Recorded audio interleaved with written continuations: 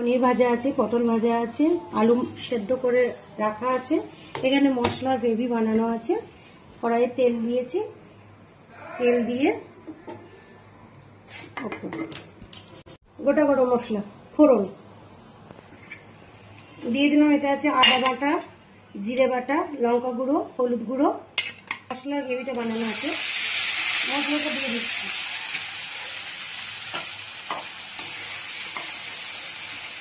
সুন্দর করে মশলাটা কষিয়ে দিতে হবে।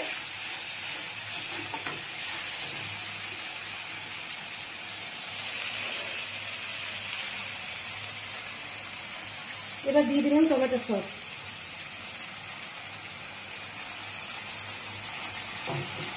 ভালো করে কষিয়ে নিতে হবে। লঙ্কা গুঁড়ো, হলুদ গুঁড়ো, তারপরে জিরে গুঁড়ো, আদা বাটা সব দেওয়া আছে, মশলাটা বানানো আছে। এই যে ভালো করে টমেটো সস দিয়ে মশলাটা ভালো করে কষিয়ে নিলাম। কষানো থাকে সেই জন্য একটু তেল দিয়ে কষিয়ে নিলে মশলার গন্ধটা চলে যায়। আর ভালোভাবে কষিয়ে দিতে হবে। দিচ্ছি সেদ্ধ করা আলু।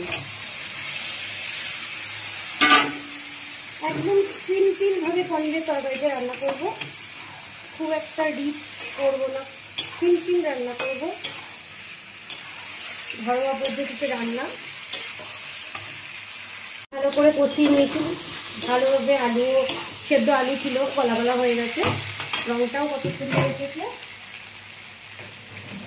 দিয়ে দিলাম জল।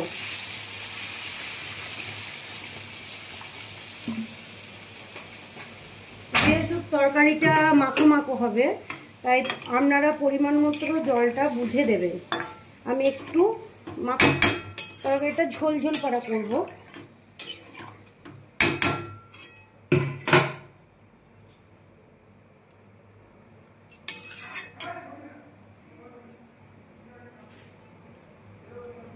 নুনটা দিয়ে দিলাম।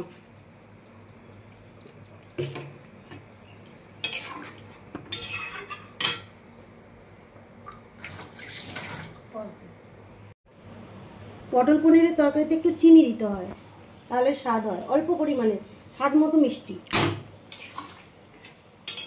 ফুটে এলেই পটল আর পনিরটা দিয়ে দেবো। দেখো বন্ধুরা, এই যে আলুগুলো ফুটছে। এরপর দিয়ে দিচ্ছি পটল।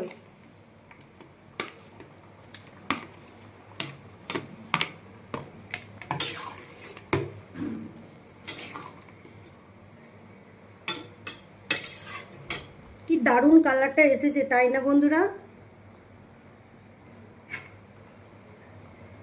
আর এরপর দিয়ে দিচ্ছি পনির।